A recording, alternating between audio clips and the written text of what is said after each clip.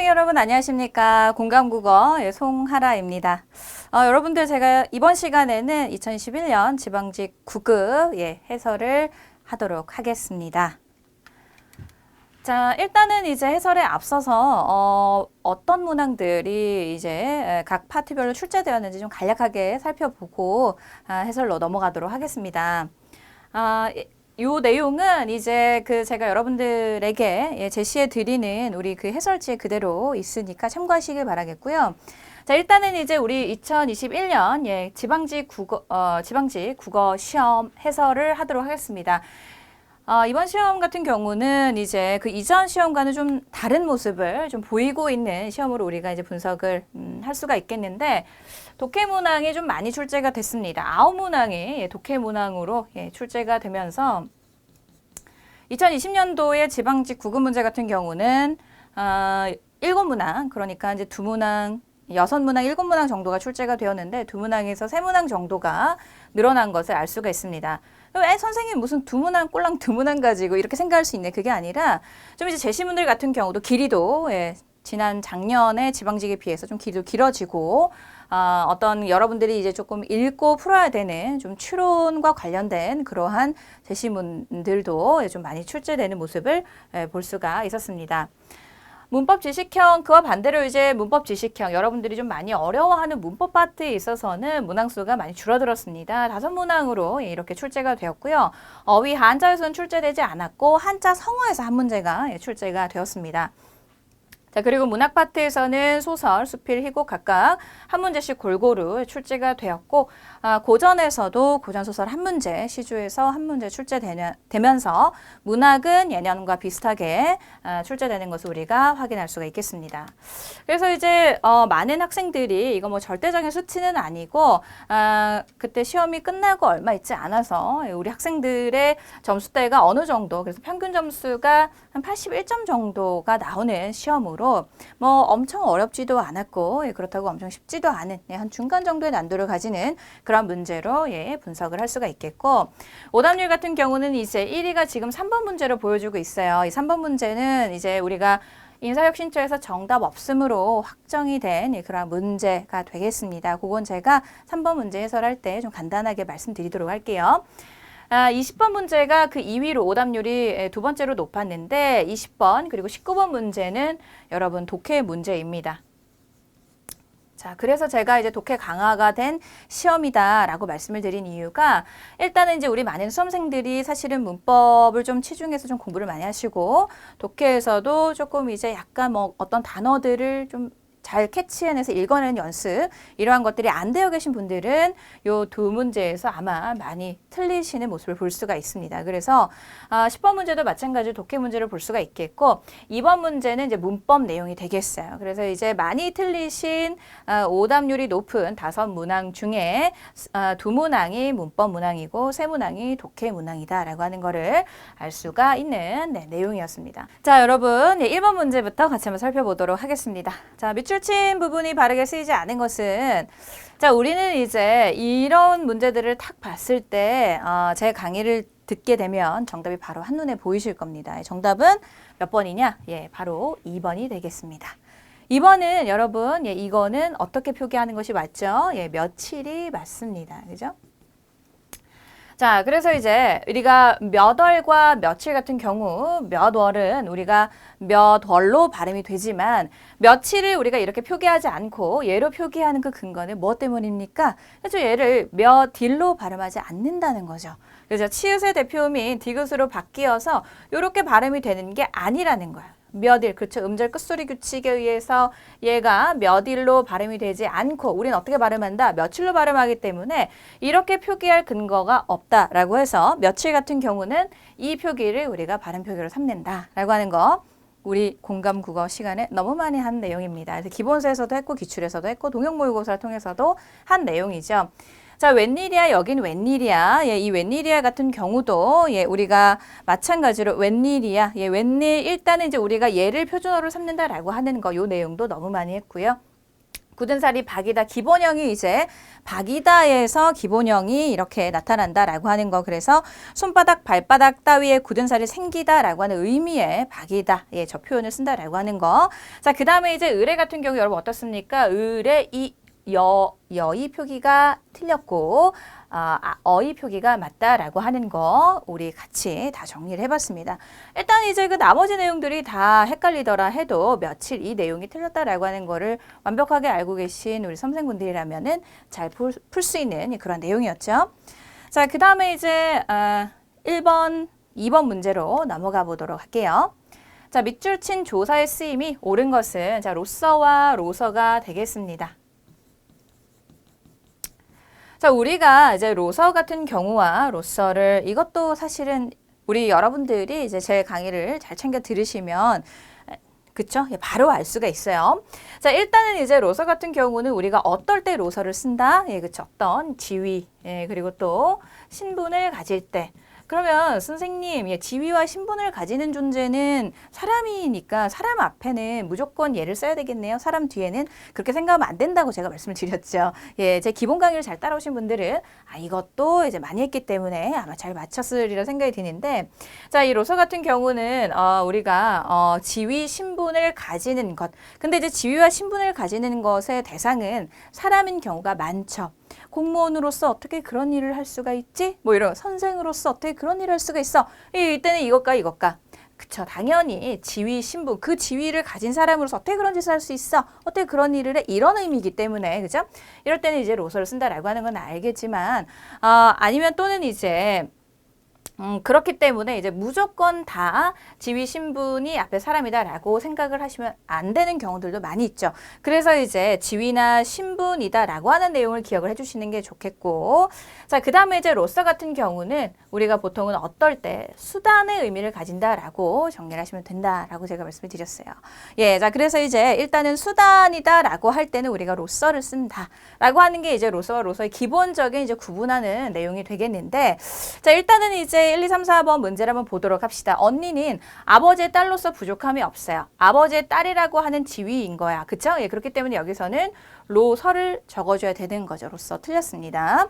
그 다음에 이번에 대화로서 서로의 갈등을 풀 수 있을까? 저건 여러분 어떻습니까? 로서가 맞아요. 로서가 맞아요. 그렇죠. 대화라고 하는 어떤 수단을 이야기를 하는 것이기 때문에 자, 수단이기 때문에 여기서 로서가 맞죠. 로서가 맞다.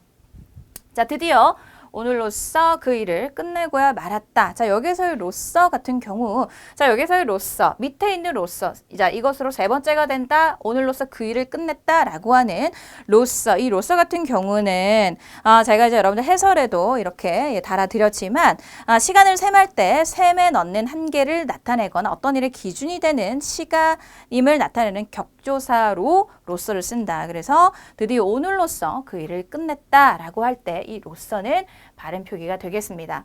그래서 정답은 3번이 되겠고요. 시험을 치는 것이 이로써니까 여러분 어떻습니까? 세 번째라고 하는 고러한 내용이기 때문에 여기서는 로서를 적어주는 것이 옳겠습니다. 되시겠죠? 자, 그래서 이제 맥락적으로 3번과 4번이 유사한 맥락을 가지고 있기 때문에 둘 중에 하나를 골랐으면 되는 문제였고요. 어쨌든 로서와 로서 내용 2번 문제가 2번 문제로 출제가 된 문제였습니다. 자, 3번 문제 같은 경우 같이 한번 보도록 할게요. 일단 3번 문제는 제가 이제 앞서서도 말씀을 드렸지만 단어의 뜻풀이를 물어보는 문제가 출제가 됐어요. 예, 그래서 이제 달포 그리고 그끄저께 해거리 모두 이제 달포가 한 달 조금 넘는 기간 그리고 그끄저께 오늘부터 사흘 전의 날, 그 다음에 해거리 한 해를 걸은 간격이라고 하는 의미가 명확하게 우리 표준국어 대사전에 등재되어 있습니다. 그리고 또 이제 이 달포 같은 경우는 우리 문학 작품에서도 운수 좋은 날이라고 하는 작품에서 달포라고 하는 이 단어가 나오는 것을 우리가 알 수가 있었죠. 자, 근데 이제 그래서 얘는 다 맞아요. 그래서 이제 우리가 제일 처음에 가다반이 나왔을 때 반나절 얘가 틀렸다라고 이제 가다반이 나왔는데 사실은 저 반나절도 우리 표준국어 대사전에 하루 낮의 반의 의미를 가지고 있다라고 표기가 되어 있기 때문에 우리 인사혁신처에서 모두 맞는 답으로 정답 없음으로 처리한 문제로 여러분들이 보시면 되겠습니다.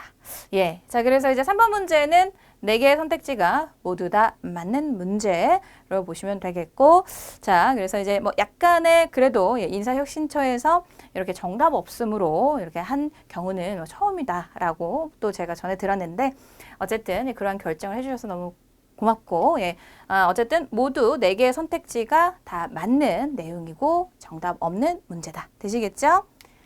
자, 4번 문제로 넘어가도록 할게요. 자, 밑줄 친 부분과 바꾸어 쓸 수 있는 관용 표현. 자, 관용 표현입니다. 이것도 너무 쉬워요. 예, 너무 쉽습니다. 우리 3번 문제 빼고는 솔직히 그쵸, 독해에서도 약간의 조금 연습만 되어 계신 분 입장에서는 틀릴 내용은 솔직히 없는 문제들이 좀 많았는데, 자, 그래서 저는 근데 이제 해설을 하면서도 그래도 우리 수험생들이 좀 많이 틀리니까 쉽다라는 말을 쉽게 쓰진 않아요. 예, 뭐 제 입장에서야 너무 쉽지만 또 우리 학생들 입장에서 어려울 수 있으니까, 그죠? 예. 자, 그래서 어쨌든 이 내용 한번 봅시다. 몹시 가난한 형편은 누구를 돕겠느냐? 몹시 가난하다, 가랑이가 찢어지다 라고 하는 관용적 표현과 의미를 같이 한다라고 할 수 있습니다. 그가 중간에서 연결해 주어, 자, 연결해 주다 라고 하는 것과 호흡을 맞추다 라고 하는 이 관용 표현을 연결시켜 줄 수 있냐 라고 하는 내용인데, 이것은 이제 좀 적절하지가 않다. 자, 호흡을 맞추다 라고 하는 것은 어떤 일을 할 때 함께 어떤 일을 하다 라고 하는 의미가 있다면, 그렇죠? 근데 연결해 주다 라고 하는 것은 둘 모르는 사람을 이제 알도록 이렇게 관계를 맺게 해주다 라고 하는 의미이기 때문에 적절하지 않은 것은 2번으로 찾으면 되는 문제가 되겠어요. 어렵지 않죠, 여러분? 자, 그 다음에 3번에 그는 상대편을 보고 속으로 깔보며 비웃었다. 예, 깔보며 비웃다, 코웃음 쳤다 라고 하는 거. 실제보다 비싸다, 바가지를 쓰다, 그쵸? 예, 요즘은 바가지를 쓰다는 단어 말고 눈탱이를 맞다 이런 말 쓰던데 여러분 어떤가요? 자, 어쨌든 눈탱이를 쓰다 이 말은 이제 최근에 만들어진 신조어이기 때문에 아직 사전에 등재되어 있지 않아요, 여러분. 예, 그래서 오해하시면 안 되고요. 자, 어쨌든 바가지를 쓰다, 예, 비싸게 어떤 물건을 사다라고 하는 의미. 자, 그래서 이제 관용 표현으로 적절하지 않은 것은 2번으로 찾으시면 되는 문제가 되겠습니다.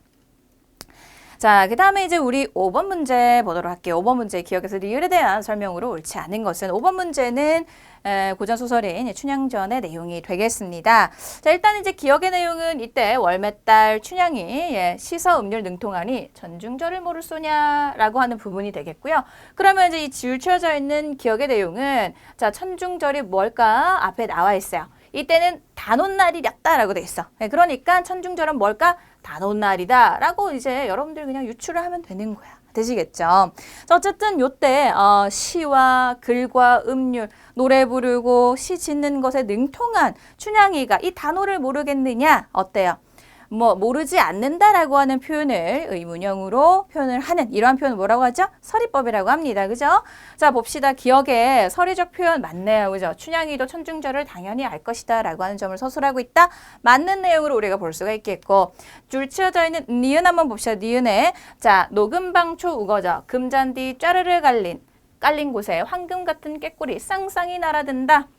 자, 이 뭔 소리입니까? 녹음방초, 녹음이 우거진 곳에 금잔디 짜르르 깔린 황금 같은이라고 했어요. 그죠? 여러분, 뭐뭐 같은, 뭐뭐 듯이, 뭐뭐 있냐. 무슨 법? 직유법, 비유적 표현이 사용되고 있고, 그죠? 누구를, 꾀꼬리를 이렇게 황금의 비유적으로 표현을 하고 있죠? 그리고 꾀꼬리가 지 혼자가 아니야. 쌍쌍이 날아드네요. 그쵸? 쌍쌍이, 우리는 쌍쌍이 싫어하는데. 그쵸? 자, 비유를 사용해서 음량, 쌍쌍 플러스 마이너스 음량의 조화를 이룬 아름다운 봄날의 풍경을 서술하고 있는 부분, 니은의 맞다라고 하는 거 알 수가 있겠죠. 자, 그렇습니다. 니은까지 맞고요. 디귿 한번 보도록 할게요. 자, 그래서 한 번 굴러 힘을 주며 두 번 굴러 힘을 지금 뭐 하고 있어? 그네 타고 있네. 그죠? 펄펄 앞뒤 점점 멀어가니 머리 위에 나뭇잎은 몸을 따라 흔들흔들까지 밑줄이다. 그죠? 자, 그래서 여기의 내용은 지금 누가, 춘향이가 지금 그네를 타고 있는 장면이에요. 그죠? 예, 그래서 음성 상징어를 사용해서 춘향이의 그네 타는 모습을 시각적으로 서술하고 있다. 지금 어디에? 작은 티끌바람 쫓아, 그쵸? 예, 펄펄 앞뒤 머리 위에 나뭇잎을 따라 흔들흔들. 어때요? 음성 상징어를 통해서 지금 춘향이가 그네를 타고 있는 장면을 시각적으로 서술해주고 있는 거 맞다, 그죠? 그럼 1, 2, 3번 맞으니까 4번이 틀렸겠네. 한번 봅시다. 자, 그 형용은 세상 인물이 아니로다 너무 예뻤다라고 하는 거야. 그 모습이 너무 예뻤다라고 하는 부분이 줄쳐져 있는 니은인데 자, 너무 예뻤어라고 하는 그 대화 자체는 그쵸? 작가가 즉 서술자가 편집자적 논평 그러니까 좀 과도하게 자기 생각을 표현을 한 거야. 거기까지 맞아요. 그죠? 여기까지 맞는데 춘향의 내면적 아름다움? 아니죠. 무슨 아름다움? 그쵸? 왜 겉으로 드러나 있는 외적인 아름다움을 서술하고 있는 것이지 춘향의 내면이 너무 아름다운 마음씨를 가졌다 이런 내용은 아니잖아요. 그죠? 그 모습이 너무 그 모습이 세상 인물이 아니었다. 겉의 모습을 지금 서술하고 있으니 그쵸? 예, 그래서 틀린 것은 몇 번? 예, 4번이 되겠다. 되시겠죠, 여러분? 자, 5번까지 같이 한번 풀어보고 있고요. 자, 그 다음에 이제 6번 문제. 네, 6번 문제도 일단은 너무 좀 이제 저희가 보면서 너무 쉽다라는 생각을 했는데 읽어보시면 돼요. 여러분 한번 볼게요. 자, 대화 상황입니다. A와 B의 대화 상황이고 다음 대화 상황에 대한 설명으로 적절한 것을 찾으라라고 하는 거예요. 그러면 잘만 읽어보면 되는 문제가 되겠고 A가 무슨 이야기를 하냐면 제안서 프레젠테이션을 마친 후 검토하고 연락드리겠습니다 라고 답변 받았는데 아직 별다른 연락이 없어서 고민이에요 라고 말했어요. 그랬더니 B가 어떤 연락을 기다리는 거예요? 이러는 거야. A가 해당 사업에 관해 제 제안서를 승낙했다는 답변이잖아요. 그런데 후속 사업 진행을 위해 지금쯤 연락이 와야 될 텐데 싶어서요. 그러니까 연락이 안 온 거죠. 그랬더니 B가 글쎄요, 보통 그런 상황에서는 완곡하게 거절하는 의사표현이라 볼 수 있어요. 그러니까 그냥 안 하는 거야. 그거 연락 안 올 것 같아 라고 말하고 있는 거예요. 그렇죠? 예, 그리고 해당 고객이 제안서 내용은 정리가 잘 됐지만 요즘 같은 코로나 시기에 이전과 동일한 사업적 효과가 있을지 궁금하다고 말하는 것을 보면 알 수 있죠. 그러니까 너의 그 기다릴 필요 없어. 그거는 안 된 것 같아 라고 B는 이야기를 하고 있어요. 그랬더니 내 기억 납니다. 하지만 궁금하다고 말한 것이지 사업을 수용하지 않는다라고는 안 하지 않았어요? 라고 말하면서 답변할 때도 굉장히 표정도 좋고 박수도 쳤는데 말이죠. 목소리도 부드러웠고요. 목소리, 표정, 박수, 즉 비언어적인 어떤 그런 모습들이 제가 느꼈을 때는 약간은 뭐 그렇게 거절의 의사는 아니었던 것 같은데 라고 말하고 있는 게 A의 내용입니다. A와 B는 고객의 답변에 대해 제안서 승낙이라는 의미를 동일하게 이해하고 있다? 아니죠. 동일하게 이해하고 있지 않아요. A는 왠지 내 말을 거절하는 건 아니었던 것 같은데 라고 말하지만 B는 약간 거절의 의미예요. 지금까지 연락 안 왔으면은 이렇게 이야기를 하고 있으니까. 그래서 이제 답이 될 수가 없고요. 적절한 걸 찾는 거니까. 이번에 A는 동일한 사업적 효과가 있을지 궁금하다는 표현을 제안서 사업에 대한 부정적 평가, 이건 누가 한 겁니까? 부정적 평가? B라고 B죠. B가 부정적 평가로 그건 봐야 되는 거야 라고 말하고 있는 거지. A는 이상하다. 박수도 잘 쳐주고 목소리도 부드러웠는데 이렇게 말하고 있단 말이에요. 그죠? 3번에 B는 고객의 제안서에 의문을 제기한 내용을 근거로 고객의 답변에 대해 판단한다. 그쵸? 예, 그래서 의문을 제기를 했기 때문에, 그쵸? 예, 그래서 요즘 같은 코로나 시기에 사업적 효과가 있을까라고 의문을 제기했다라고 말하지 않았어요? 예, 별로 연락 안 올 것 같은데? 라고 말하고 있는 거야. 그러니까 이제 적절한 정답은 3번이 되는 거죠. 4번에 A는 비언어적 표현을 바탕으로 고객의 답변을 제안서에 대한 완곡한 거절이 아니라 내 거 좋다고 했던 것 같은데? 라고 해석하는 거야. 그쵸? 왜냐면 여기에 이제 나와 있는 것처럼 앞에 그렇죠? 표정도 좋고 박수도 쳤고 목소리도 부드러웠어. 그런데 이게 거절이에요? 라고 생각을 하는 거니까 완곡한 거절이 아니지 않아요? 라고 생각을 하는 거야. 되시겠죠? 예, 그래서 적절한 것은 여러분 몇 번? 3번으로 찾으면 되는 문제. 자, 그 다음에 이제 다음 7번 문제. 강신재의 젊은 느티나무에서 작품이 되겠습니다. 자, 이제 이 작품 같은 경우는 일단은 이제 뭐 고빈도로 철제가 되는 이제 뭐 소설 작품은 아니지만 일단은 내용을 보고 충분히 잘만 읽어보신다면 문제를 풀 수 있는 내용이 되겠습니다. 여기에서 등장하는 이제 나 그리고 또 현규라고 하는 존재가 나오고 이 현규라고 하는 존재는 나의 이복 오빠인데 내가 얘한테 약간의 묘한 감정을 느끼는 거야. 좋아하는 거야. 예. 근데 이제 이복 오빠야. 그러니까 세상 사람들은 나와 현규를 어떻게 바라본다. 이복 오빠인 거야. 가족인 거야. 나는 근데 이 사람을 가족으로 받아들이기 싫어. 라고 하는 그 마음 상태를 서술해 놓은 장면입니다. 한번 볼게요. 뭔 내용인지. 자, 무슈리와 엄마가 재혼을 했어요. 내가 그를 아버지라고 부르기 어려운 것은 누구? 무슈리를 내가 아버지, 아빠라고 부르기 어려운 것은 그런 말을 발음해 본 적이 없는 습관 때문이다. 무슨 말인지 알겠죠? 자, 그러니까 내가 무슈리가 싫어서 아버지라고 말하지 않는 게 아니라는 거예요. 되셨죠? 나는 그냥 아버지라는 말을 해본 적이 없어서 아버지라고 부르기 어려운 겁니다. 라고 한 내용이야.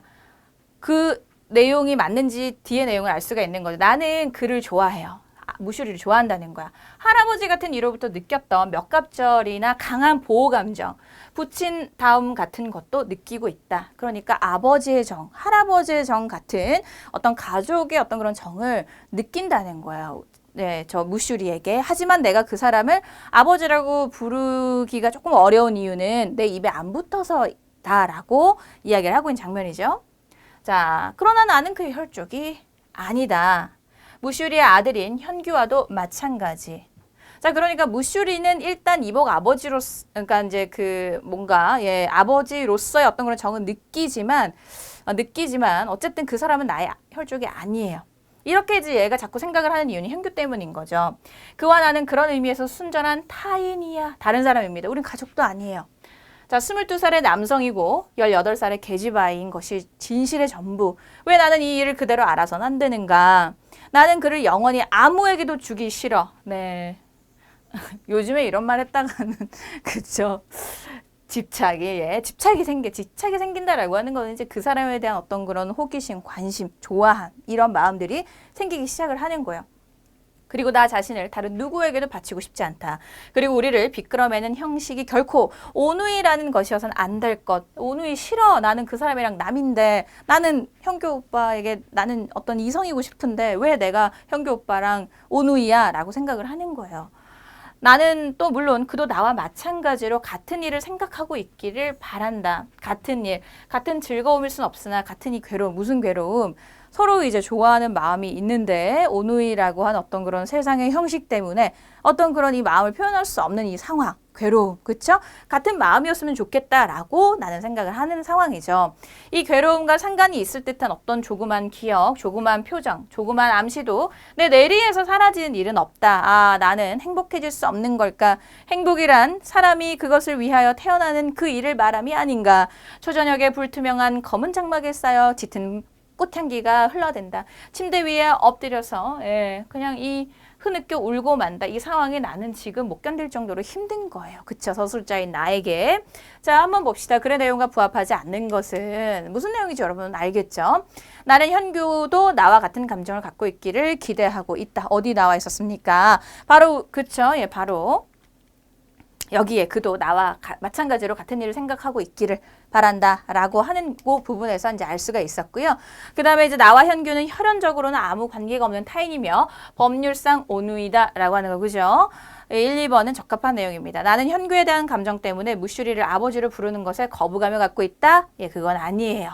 입에 익지 않은 것이기 때문이지 무슈리가 아버지로서 부르기 싫은 게 현규에 대한 감정 때문이다라고 하는 내용은 없었습니다. 그래서 적절하지 않은 것은 3번으로 찾으면 되는 내용. 여러분 쉽죠? 나는 사회적 있으며 도덕률보다 현규에 대한 나의 감정에 더 충실하고 싶어한다. 되시겠죠? 자, 그래서 이제 적절하지 않은 것은 여러분 3번으로 찾으시면 되는 문제가 되겠습니다. 자, 그 다음 8번 문제 보도록 할게요. 8번 문제. 자, 글쓴이 견해에 대한 견해에 부합하는 내용으로 대응으로 가장 적절한 것을 찾아보라라고 하는 거고요. 자, 지금 이제 여기에 제시되어 있는 제시문은 어떤 내용입니까? 정중하고 단호한 태도를 보이는 것과 수동적이거나 공격적인 반응하는 엄청난 차이가 있다. 수동적인 사람들의 마음속에는 자신의 생각을 표현하면 분란이 일어날까 봐 두려워한다. 그러나 자신의 의견을 말하지 않는 한 자신이 원하는 것을 얻을 수는 없다. 이와 반대로 공격적인 태도는 자신의 권리를 앞세워 생각해서 남을 희생시켜서라도 자신이 원하는 것을 얻으려는 것. 그래서 공격적인 사람들이 싫어하는 행동을 하곤 한다. 그러나 단호한 반응은 공격적인 반응과 다르다라고 말하고 있어요. 그죠? 단호한 반응은 다른 사람의 권리를 침해하지 않으면서 자신의 권리를 존중하고 지키겠다는 것. 그러니까 약간 공격적인 것과 다르다라고 하는 걸 제시해주고 있습니다. 그죠? 이것은 상대방을 배려하는 태도를 보여준다. 상대방을 존중하면서도 얼마든지 자신의 의견을 내세울 수 있다. 단호한 주장은 명쾌하고 직접적이며 요점을 찌른다. 실제로 연습해보자. 어느 흡연자가 당신의 차 안에서 자, 담배를 피워도 되는지 묻는다. 당신은 담배 연기를 싫어하고 건강에 해롭다는 것도 잘 알고 있어. 싫어. 예, 담배 피는 게 싫은 거야, 내 차에서. 어떻게 대응하는 것이 좋을까? 자, 단호하게 대응하라라고 하는 겁니다. 문제 너무 쉽지 않나요? 예, 저만 그런가? 자, 어쨌든. 자, 그럼 여러분, 어때요? 좀 그렇긴 하지만 괜찮아요. 이거는 내 의사와는 예, 반대되는 거예요. 이렇게, 이건 아니죠. 안 되죠. 흡연이 얼마나 해로운데 좀 참아봐. 안 돼. 라고 이거는 공격적으로 좀 이야기를 하는 걸로 우리가 볼 수가 있겠고, 안 피우시면 좋겠어요. 연기가 해롭잖아요. 자, 피우고 싶으시면 내가 차를 세워드릴게요. 라고 어떻습니까? 상대방에 대한 배려도 하면서 나의 권리를 지키는 단호한 내용이 3번으로 가장 적합한 내용을 볼 수가 있겠죠. 물어봐줘서 고마워요. 피워도 그렇고 안 피워도 좀 그러네요. 생각해보시고 좋은 대로 결정하세요. 네, 이거는 이제 마찬가지로 좋을 대로 결정하다라고 하면서 자신의 의견을 이야기를 하고 있지 않기 때문에 마찬가지로 단호한 태도로 보기에는 좀 거리가 있죠. 예, 문제 어떻습니까, 여러분? 너무 쉽지 않나요? 자, 어쨌든 예, 요 정도 수준의 문제가 이제 예, 좀 출제가 되었고요. 그 다음에 이제 9번 문제 보도록 합시다. 9번 문제는 한자성어 문제입니다. 한자성어인데 우리가 이제 원래 국가직이나 뭐 지방직 문제들 출제되는 문제들 보시면 알겠지만 사실은 이제 이전에 제시문에서는 이렇게 한글 도금을 달아주지 않았는데 여기선 친절하게 한글 도금을 달아주고 있습니다. 그죠? 예, 가에 들어갈 한자성어로 적절한 것을 찾아보라라고 하는 내용이었고요. 자, 박경리의 토지 내용이 되겠습니다. 이거 뭔 내용이냐면은 이제 일단은 이제 여기 앞부분과 뒷부분의 내용을 이제 보시면 되는데 호야 할매 입에서도 예, 성환이 이름이 나오기로 이번이 처음이 아니었다. 자, 손주 때문에 눈물로 세월을 보냈어. 그러니까 늘 손주만 생각하고 그죠? 손주를 그리워만 하면서 세월을 보내더니 이제는 환희도 대학생이 되었으니 할매가 원풀이 한풀이를 다 했을 낀데 아프기는 와 푸는 고 옛말하고 살아야 하는 긴데 라고 말하고 있단 말이에요. 자, 그러면 이제 여기에 가에 들어갈 내용은 그 다음 내용이 손주 때문에 눈물로 세월을 보내서 늘 손주 생각을 하면서 할머니가 이렇게 세월을 보냈다라고 하는 걸 우리가 알 수가 있단 말이에요. 그죠? 예, 그러면 여러분 오매불망, 망운지정, 여마미소, 배가절연 어떤 게 적합한 한자성어가 되겠습니까? 오매불망은 누군가를 늘 생각을 하면서 마음을 졸인다라고 하는 의미의 한자성어이지 않습니까? 예, 그래서 자나깨나 잊지 못하다라고 하는 의미로 볼 수 있는 한자성어로 적합한 것은 1번이 되겠고요. 자, 망운지정은 예, 하늘에 떠가는 구름을 보면서 고향을 생각한다라고 하는 것, 즉 고향에 계시는 부모님을 예, 떠올린다라고 하는 한자성어가 되겠죠. 여마미소 같은 경우는 이제 그 마음과 마음이 통한다라고 하는 그러한 한자성어가 되겠고, 배가절연은 내가 아끼는 어떤 그런 벗의 죽음을 슬퍼하는 것을 배가절현이라고 합니다. 이 내용은 이제 마찬가지로 우리 공감국어 어휘 한자성어 편에 출제되었던 내용입니다. 그죠? 예, 그래서 문제 어렵지 않게 찾으시면 되겠고요. 10번 문제 보도록 할게요. 10번 문제는 이제 시조 한 문제와 예, 그리고 또 산문시가 이제 출제가 됐습니다. 너무 많이 했어요. 둘 다 공감국어 기본편 그리고 또 기출 통역 모의고사에서 출제되었던 내용인데, 자, 가의 작품은 이제 길제 시조가 되겠습니다. 길제 시조인데 500년 도읍지를 필마로 돌아드니 산천은 의과에 인걸음 간 데가 없어. 자, 500년 도읍지, 예, 고려왕조 500년 도읍지를 말을 타고 내가 돌아다니는데 돌아보니까 산천은 의구 여전히 지금이랑 그때나 똑같은데 사람은 어디 가고 아무도 없네 이 말이야. 나라가 이제 망한 거죠. 어제버 태평연월이 꿈인가 하노라. 참 그 고려가 이제 망한 어떤 그런 망국의 그다음에 인생 무상 이렇게 자연은 그대로인데 사람은 이렇게 다 변하고 다 어디로 갔는가라고 생각하고 있는 그러한 작품이 되겠고, 자, 나는 조지훈 시인의 봉황수 작품이 되겠습니다. 봉황수다라고 하는 거, 예, 봉황이 상징하는 것은 바로 우리 민족을 뜻하죠. 예, 그래서 이제 봉황수 이 작품, 벌레 먹은 두리 기둥, 빛낡은 단청, 예, 풍경 소리 날러간 추녀 끝에는 산새도 비둘기도 둥지를 마구 쳤다. 여기서 산새 비둘기가 상징하는 것은 외세가 되겠습니다. 그렇죠? 큰 나라 섬기다가, 큰 나라는 어떤 나라? 4대주 중국을 말합니다. 그렇죠? 그래서 4대주의를 뜻하죠. 자, 큰 나라 섬기다가 거미줄 친 옥자 위에 여의주 희롱하는 쌍용. 자, 쌍용은 어느 나라? 중국의 황제의 그 어떤 상징을 말합니다. 휘장을 뜻하죠. 우리나라의 임금의 휘장이 봉황이죠. 자, 쌍용 대신 두 마리 봉황이 봉황새를 틀어 올렸다. 어느 땐들 봉황이 울었으랴 마는, 이게 무슨 말입니까? 어느 땐들 우리가 어떤 우리의 주권을 가진 어떤 그런 사람으로 우리가 어떤 우리의 모습을 당당하게 말할 수 있었으랴 마는 이 말이에요. 그래서 너무 슬프죠? 푸르른 하늘 밑 추석을 밟고 가는 나의 그림자, 패욕 소리도 없었다. 자, 품석 옆에 정일품, 종구품 어느 줄에도 나의 몸들 곳은 바위 없었다. 눈물이 속된 줄 모를 양이면 봉황새야 구천에서 호곡하리라. 자, 구천에서 호곡한다, 예, 목 놓아 울겠다라고 하는 그러한 내용이 되겠습니다. 그래서 이제 나라 망국의 한을 이렇게 예, 제시해주고 있는 작품. 그래서 국권 상실의 어떤 그런 아픔이 드러나 있는 작품으로 우리가 볼 수가 있겠죠. 공감국어 기본편과 예, 그리고 동형 모의고사 기출을 통해서 같이 살펴보았던 내용이 되겠고요.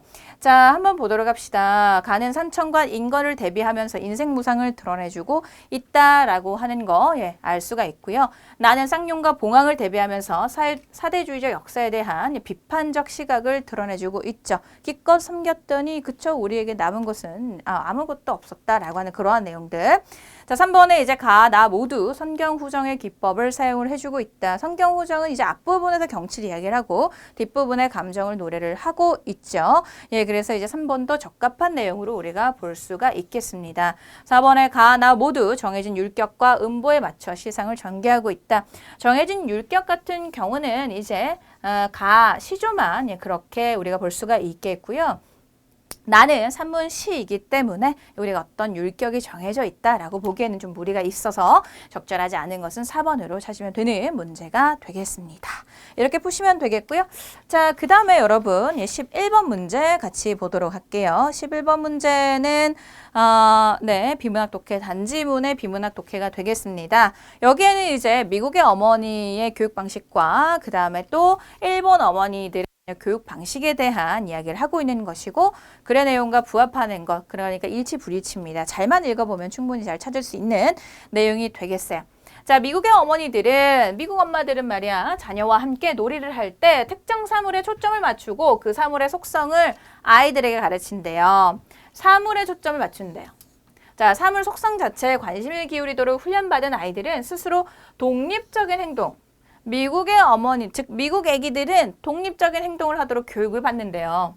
자, 그러니까 미국 어머니 독립은, 아이들 독립은 이제 같이 연결되는 포인트가 된 단어들이죠. 미국에서는 아이들에게 의사소통을 가르칠 때 자신의 생각을 분명하게 표현하고 말하는 사람의 입장에서 대화에 임해야, 즉 말하는 사람, 내 기준인 거야, 그렇죠? 말하는 사람 입장에서 대화에 임해야 하며, 대화 과정에서 오해가 발생하면 그것은 말하는 사람, 즉 기준도 내 기준, 그리고 잘못됐을 때도 내 잘못이라고 이야기를 한다는 거 되시겠죠? 자, 반면에 그와 반대로 일본 어머니들은 자, 대상을 어떻게 감정에 신경을 쓴대요. 특히 자녀가 말을 안 들을 때 그러하다. 예를 들어 네가 밥을 안 먹으면 고생한 농부 아저씨가 얼마나 슬퍼하겠니? 별로다, 그죠? 자, 인형을 그렇게 던져버리다니 인형이 울잖아. 여러분 이런 말 들으면서 자랐어요? 탐정도 아파하잖아. 자, 이런 말, 즉 감정에 치우쳐서 일본 어머니들은 자식 교육을 한단 말이에요. 자, 다른 사람과의 관계에 초점을 맞추는 훈련을 받은 아이들은 자신의 생각을 드러내기보다는 행동에 영향을 받는 다른 사람들의 감정에 미리 예측하고 교육한다. 그러니까 이 사람이 어떻게 생각할지를 먼저 생각하고 예, 말을 한다는 거야. 즉 일본에서 아이들에게 듣는 사람의 입장에서 말할 것을 강조한다. 자, 그러니까 기준이 일본에서는 말하는 내 기준이 아니라 듣는 사람 기준으로 이야기를 한다라고 하는 거예요. 자, 그러면 1, 2, 3, 4번 중에 글의 내용과 부합하는 거 여러분 몇 번 되겠습니까? 미국 어머니는 듣는 사람의 입장, 일본 어머니는 말하는 사람의 입장, 예, 듣는 사람, 말하는 사람 바뀌었다, 그쵸? 이 둘은 바뀌어야 되는 것이고, 이번에 일본 어머니들은 사물의 속성을 아는 것이 관계를 아는 것보다 중요하다? 아니죠. 미국의 어머니가 예, 사물의 속성을 아는 것이 중요하다라고 말하고 있고요. 3번에 미국의 어머니는 어떤 일이 있는 그대로 보지 말고 이면에 있는 감정을 포커스를 맞춰서 교육을 하는 사람은 누구? 일본 엄마였어요. 그죠? 예, 부합하는 것은 4번이 맞겠다. 미국 어머니는 자녀가 독립적인 행동을 하도록 교육하며, 그쵸? 독립적인 행동. 일본 어머니들은 타인의 감정을 예측하도록 교육한다라고 하는 4번이 적합한 내용으로 볼 수가 있겠습니다. 되시겠죠? 자, 그 다음에 여러분 우리 12번 문제 보도록 할게요. 12번 문제도 이제 독해 내용이 되겠습니다. 그래서 이 글의 결론으로 가장 적절한 것을 찾아보라라고 하는 내용이고, 사실은 이제 제가 꼼꼼하게 이렇게 말씀을 드리는 것처럼 여러분들이 독해를 해내실 때도 꼼꼼하게 잘 읽으셔야 돼요. 예, 그래야 완벽하게 명확한 정답을 찾을 수 있습니다. 어떤 내용을 이야기하는지 함께 보도록 할게요. 인공지능은 비즈니스 패러다임을 획기적으로 바꾸고 있대요. 자, 인공지능은 생물학 분야에서도 광범위하게 영향을 미칠 것이며 애완동물이 인공지능으로 대체될 수도 있을 것이다. 인공지능은 스스로 수학도 풀고 글도 쓰고 바둑을 두며 사람을 이길 수 있다. 어느 영화에서처럼 실제로 인간관계를 대신할 수도 있다. 인공지능은 배우면서 성장할 수 있다. 인공지능이 사람보다 똑똑해질 수 있을지도 모른다. 자, 그래서 이제 이 게으름은, 자, 인공지능이 사람을 게으르게 만들 수 있지 않을까? 이 게으름은 우리의 건강과 행복 그리고 일상생활의 패턴을 바꿔 놓을 수 있다. 자, 인공지능이 앱을 통해 좀 더 편리한 삶을 제공하여 사람들의 뇌를 어떻게 바꾸는지 일상에서 보여준 대표적 사례가 GPS, 그죠? 불과 몇 년 전만 해도 지도를 보고 스스로 거리를 가늠하고 도착 시간을 계산했던 운전자들이 내비게이션 등장으로 어떻게 가라는 기계 속 음성에 전적으로 의존하기 시작했고, 이전의 방식으로도 충분히 잘 찾아가던 길에서조차 우리는 습관적으로 내비를 킨다는 거예요. 되시겠죠? 이것이 없으면 자주 다니던 길도 제대로 찾지 못하고 멀쩡한 어른도 길을 잃는다. 이와 같이 기계에 의존해서 인간이 살아가는 사례는 오늘날 우리의 두뇌가 게을러진 것을 보여주는 여러 사례 가운데 하나일 뿐이다. 그러니까 우리 두뇌가 게을러졌다는 거예요. AI의 어떤 그런 출현을 통해서. 자, 지름길을 제시하는 도구들이 도리어 우리의 기억력과 창조력을 퇴보시키고 있다. 인간을 태만하고 나태하게 만들어 뇌의 가장 뛰어난 영역인 상상력을 활용하지 않도록 만드는 것이다 라고 이야기해 주고 있습니다. 제일 끝부분에. 그럼 어떤 내용을 이 글의 결론으로 보는 것이 옳겠습니까? 인간의 인공지능에 대한 독립성은 지속적으로 증가될 것이다 라고 하는 내용은 적합하지. 이 글의 결론, 인간의 인공지능에 대한 독립성은 증가하게 될 것이다. 거리가 멀죠. 인공지능으로 인해 인간의 두뇌가 게을러지는 부작용이, 지금 계속 이제 부작용에 대한 이야기를 하고 있었기 때문에 가장 적합한 것은 2번이 옳다라고 하는 거, 그죠? 자, 그래서 이제 12번 우리가 같이 풀어봤고요. 요 정도 제시문이 이제 단지문에 해당이 되는 독해가 되겠습니다. 이 정도는 뭐 거의 많은 분들이 잘 맞히신 문제가 되겠고요. 13번의 제시문도 한번 보도록 하죠. 예, 13번의 내용도 마찬가지로 선택지를 보면서 제가 바로 답을 찾도록 할게요.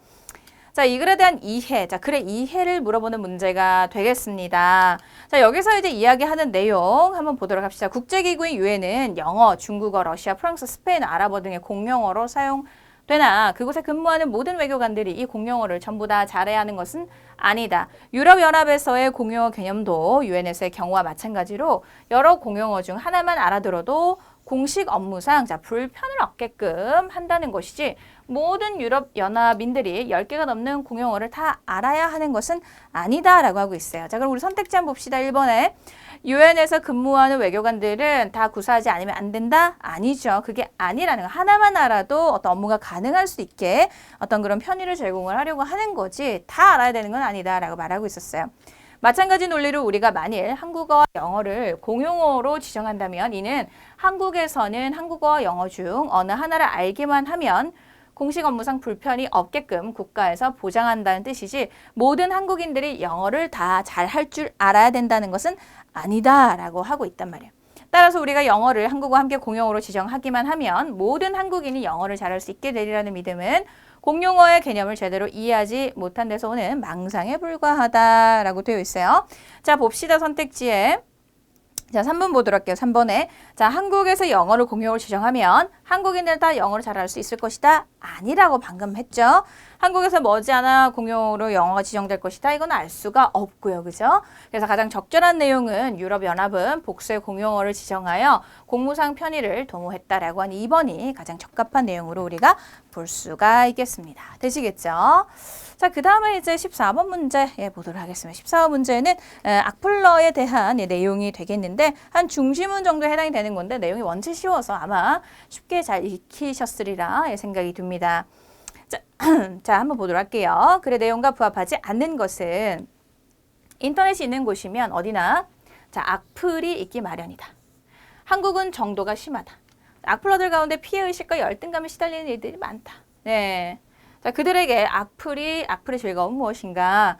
자신이 올린 글 한 줄이 다른 사람이 동의하는 모습을 보면서 자기 효능감, 을 맛볼 수 있고 아무에게도 영향력을 행사하지 못하고 자신의 삶과 환경을 통제하지도 못하면서 무력감에 시달리는 사람들일수록 공격적인 발설로 자기 효능감을 느끼려고 한다. 악플을 단다는 거예요.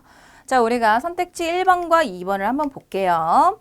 악플러는 자신의 말에 타인이 동의하는 것을 보면서 자기 효능감을 느낀다라고 하는 거 맞죠? 방금 봤어요. 개인주의자는 악플에 무반응함으로써 악플러에게 자괴감을 준다. 이거는 다음 문단 읽어봐야 되겠고 3번에 자신의 삶을 잘 통제하는 악플러일수록 타인은 엄격한 아니죠. 악플러들은 자기의 삶을 잘 통제하지 못한다라고 말하고 있단 말이에요. 그렇죠? 그래서 적절하지 않은 것은 바로 3번이 틀린 문제가 되겠습니다. 나머지 내용은 이제 여러분들 제가 제시해드리는 해설지를 통해서 2번과 4번 맞다라고 하는 거 우리가 볼 수가 있겠고요. 다음 문제로 넘어가도록 하겠습니다. 15번. 자, 15번은 김훈의 수박이라고 하는 작품이 되겠습니다. 이 작품은 이제 산문집에 수록되어 있는 수필 작품으로 수박을 이렇게 썰면서 느끼는 작가의 어떤 그런 감정, 어떤 그런 내용들을 표현을 하고 있는 문제였고요. 지시한 대상이 다른 거 한번 보도록 할게요. 자, 기억의 구형, 그리고 니은의 빨강, 그리고 또 디귿의 새까만 씨앗들이 별처럼 박힌 선홍색의 바다, 그리고 리을의 한바탕의 완연한 아름다움의 세계가 칼 지나간 자리에서 호련히 나타나고 자, 여기에 이제 이 4개의 선택지 중에 다른 하나를 찾아보라 라고 하는 내용이었습니다. 자, 그래서 이제 구형 한번 볼게요. 수박을 먹는 기쁨은 우선 식칼을 들고 이 건풀은 구형의 과일을 두 쪽으로 가르는 데 있어. 자, 그러면 구형은 아직 자르기 전에 수박의 이 원형의 모습이죠. 자, 자르기 전 수박이 기억이죠. 자, 그래서 이제 식칼을 반쯤만 밀어 넣어도 나머지는 쩍 하고 열리는 거예요. 수박이 두 쪽으로 벌어지는 순간 소리를 지를 여유도 없이 자, 초록은 빨강으로 지금 이 빨강은 무엇을 뜻하죠? 그래서 잘린 수박의 모습이 되는 거예요. 그럼 다른 거는 기억 아니면 니은이 되겠네. 그렇죠? 밑에 디귿만 한번 봅시다.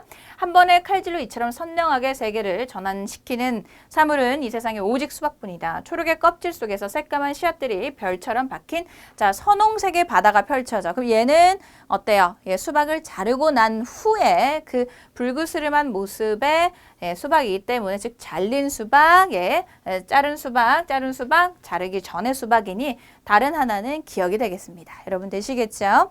자, 그래서 지시하는 대상이 다른 하나는 1번 이렇게 자시면 되겠고요. 자, 그 다음에 16번 문제 보도록 할게요. 16번 문제. 자, 이런 것들이 조금 여러분들이 연습이 필요한 문제가 16번 문제가 되겠습니다. 어떤 연습을 해야 되냐. 이게 이제 가나다라에 들어갈 말로 적합한 접속어들을 찾는 내용이에요.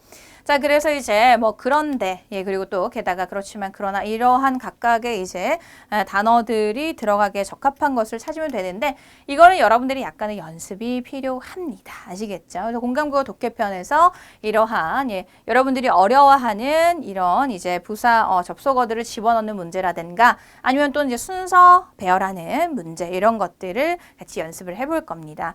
자, 일단 16번 문제 한번 보도록 할게요. 자, 정철, 윤선도, 황진이, 이황, 이조년, 무명시 그리고 우리말로 시조나 가사를 썼던 이들. 황진이는 말할 것도 없고 무명시도 대부분 양반이 아니었겠지만 정철, 윤선도, 이황은 양반 중에 양반이었다.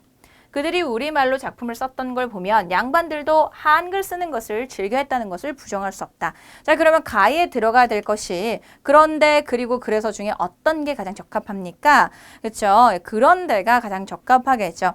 그런데는 우리가 어떨 때 그런데를 씁니까? 화제를 앞의 내용과 관련시키면서 다른 방향으로 전환해 나갈 때 그런데를 쓰죠. 그리고와 그래서 같은 경우는 여러분 어때요? 앞의 내용, 뒤의 내용, 원인, 어떤 원인이나 근거, 조건 따위를 이렇게 같이 쓸 때 쓰는 접속 부사가 되겠습니다. 그래서 1번 아니면 2번이 맞겠고, 자, 나에는 어떠한 부사가 들어가야 되는지 한번 보도록 합시다. 자, 허균이나 김만중은 한글로 소설까지 쓰지 않았던가? 앞의 내용을 더 채워주고 있는 내용입니다. 자, 그렇기 때문에 그리고 보다는 이제 게다가가 더 적합한, 이제 그러한 게다가가 적합한 내용. 그러면 근데 선생님 그리고도 완전히 틀린 건 아니지 않습니까? 그리고 그쵸? 그러면 일단 1, 2번 계속 둡시다. 그럼 다까지 한번 볼게요. 자, 그러면은 다 한번 보도록 합시다. 이들이 특별한 취향을 가진 소수의 양반이었다면 이야기는 달라진다라고 되어 있어요. 자, 이야기를 다른 이야기로 지금 하겠다라고, 즉 앞의 내용을 인정하면서 앞의 내용과 뒤의 내용은 다른 내용이 이어질 것이다라고 하는 내용의 접속어는 어떤 게 되겠습니까? 그렇지만이 적합하죠. 그래서 2번은 안 되고 1번으로 찾으면 되는 문제로 여러분들이 이렇게 푸시면 되는 겁니다. 근데 이제 아무래도 처음 이제 제 해설을 들으시고 처음 이 문제들을 푸시는 분들 입장에서는 유형이 익숙지가 않아서 어려울 수 있는데 이거 역시도 좀 몇 번의 연습만 좀 하시면 충분히 풀 수 있는 비문학 유형 중에 하나입니다. 되시겠죠? 자, 그 다음에 17번 문제로 넘어가도록 할게요. 17번 문제는 이제 고쳐쓰기 방안으로 적절하지 않은 것을 물어보는 문제가 되겠고, 이거는 이제 여러분들이 좀 잘, 내용을 잘 좀 파악을 해 두어야 되는 문제가 되겠습니다. 자, 현재 우리 구청 조직도에는 기획실, 홍보실, 그 다음에 감사실, 행정국, 복지국, 안전보건소가 있었다? 자, 현재라고 했단 말이에요. 그쵸? 현재인데 있었다는 뭔데? 과거 시제 선어말 어미 어을 쓰고 있죠? 틀렸네요. 그죠? 있다라고 해주는 것이 옳겠습니다. 1번 선택지 볼게요. 있었다는 문맥상 시제 표현에 적절하지 않기 때문에 있다로 고쳐 쓴다? 맞네요. 그죠? 얘는 맞습니다. 자, 나와보도록 할게요. 오늘은 우리 시청이 지양하는 누구나 행복한 땡땡시. 자, 여러분 지양과 지향은 우리 잘 구분을 해야 된다. 너무 많이 했어요, 사실은. 그렇죠? 지향은 우리가 뭔가 해야 하는 것들. 근데 지양은 그 반대 하지 말아야 되는 것을 뜻하는 거예요. 어떻습니까? 누구나 행복한 땡땡시를 실현하기 위한 추진 방안은 해야 하는 것이기 때문에 지양으로 쓰면 안 되고 지향으로 써줘야 되죠. 2번도 옳은 선택지로 우리가 볼 수가 있는 거예요. 자, 3번 보도록 하겠습니다. 3번에 지난달 수해로 인해 준비 기간이 짧았기 때문에 지역 축제는 예년보다 규모가 줄어들었다. 자, 지난달 수해로 인한 준비 기간이 짧았다. 수해 때문에, 그쵸? 수해 때문인 건지 아니면 또는 준비 기간이 짧았기 때문인 건지에 대한 내용이 좀 모호하죠. 자, 그래서 이제 지난달 수해로 인한 는 준비 기간을 수식하는 절이 아니기 때문에 지난달 수해로 인하여 고쳐주는 것이 좋겠죠. 그래서 얘가 원인이다라고 하는 거 좀 명확하게 적어주는 것이 좋겠다. 그래서 얘도 적합한 고친 내용으로 볼 수가 있겠고요. 공과금을 기한 내에 지정 금융기관에 납부하지 않으며 연체료를 내야 된다. 자, 이 납부의 내용 무슨 뜻입니까? 납부. 자, 세금이나 공과금 따위의 관계기관에 낸다라고 하는 그러한 의미죠. 그렇죠? 근데 얘를 수납으로 고친대요. 그죠? 수납으로 고치는 건 적절하지 않습니다. 수납은 돈이나 물품 따위를 받아 거두어 드린다라고 하는 의미를 가지고 있기 때문에 세금이나 공과금을 낸다라고 하는 의미를 가지고 있는 납부하다 맥락으로 맞습니다. 적절하지 않은 것은 4번으로 찾으면 되는 문제가 되겠네요. 자, 그 다음에 여러분 우리 18번 문제 같이 한번 보도록 할게요. 자, 다음 글을 잘못 이해한 것은 자, 이강백의 느낌 극락 같은 에서 자, 희곡 작품이 되겠고요. 서연과 동연의 대화가 되겠습니다. 서연이 동연을 부릅니다. 여보게 동연이 왜? 자네가 본뜨려는 부처님의 형상은 누가 언제 그렸는지 몰라도 흔히 있는 것을 베껴 놓은 거야. 너는 왜 그림 베꼈니? 라고 말하고 있네요. 그죠? 그런데 자네는 그 형상을 또다시 베껴서 만들 작정이군. 자네는 의심도 없어? 심사숙고해보게. 그런 형상이 진짜 부처님은 아니야. 그랬더니 동현이 나에겐 전혀 의심이 없네. 의심이 없다니. 무엇 때문에 의심해서 아까운 시간을 낭비해야 되는가. 공부를 하게 괜히 의심하지 말고 허공에 걸려있는 탱화를 가리키며 자네는 얼마나 형상 공부를 했는가. 21면 관세음 보살의 머리 위에는 11개의 얼굴이 있는데 그 얼굴 하나하나 다 살펴봤는가. 귀걸이 목걸이 손에 든 보병과 기현화란 꽃의 형태를 꼼꼼히 연구했어. 자네처럼 게으른 자들은 공부는 안 하고 아무 의미 없다 의심만 하지. 자네는 정말 열심히 공부했네. 그렇다면 그 형태 속에 부처님의 마음은 어디에 있는지 가르쳐주게. 갑자기 이제 급하게 인정하는. 자, 그러니까 이제 동연이라고 하는 이 사람이 그 모습을 그대로 그리는 것은 베끼는 것이 아니라 그냥 굉장한 엄청난 관찰력을 통한 그 그림을 이렇게 그리는 것이다. 아무 의미 없다 하지 말고 의심만 하지 말아라 라고 이야기를 하고 있는 거죠. 자, 그래서 이제 글을 잘못 이해한 사람 한번 보도록 합시다. 불상 제작에 대한 동현과 서현의 입장은 다르다라고 하는 우리가 방금 살펴봤고, 그죠? 서현은 전해지는 부처님의 형상을 의심하는, 그죠? 의심하는 인물이고, 동현은 부처님의 형상을 독창적으로 제작하는 사람 아니죠. 독창적으로 제작하지 않기 때문에 서현이 너 왜 따라 그리니? 라고 말을 들었단 말이에요. 그렇죠? 동현과 서현에 대한 예술에 있어서 형식과 내용의 논쟁을 연상시킨다라고 하는 거 적합한 내용으로 우리가 볼 수가 있겠습니다. 그래서 일단 이제 문학 작품이지만 여러분들이 또 꼼꼼하게 잘만 좀 읽어주면 이제 충분히 풀 수 있는 문제였고요. 자, 마지막으로 우리 19번과 20번 같이 한번 살펴보도록 하겠습니다. 두 제시문은 비문학 독해이고요. 여러분들이 좀 오답률이 좀 높은 두 문제였습니다. 그죠? 예. 글의 통일성을 고려할 때 가에 들어갈 말로 가장 적절한 것은 자, 혼정신성이란 저녁에는 부모님의 잠자리를 봐드리고 아침에는 문안을 드린다는 뜻으로 자식이 아침 저녁으로 부모의 안부를 물어 살핌을 뜻하는 말로 예기의 공례편에 나오는 말이다. 아랫목 요에 손을 넣어 방안 온도를 살피면서 부모님께 문안을 드리던 우리 옛 전통은 온도를 향한 난방 방식과 관련이 깊다. 온도를 통한 난방 방식은 방바닥에 깔려있는 돌이 열기로 인해 뜨거워지고 뜨거워진 돌의 열기로 방바닥이 뜨거워지면 방 전체에 복사열이 전달되는 방법이다.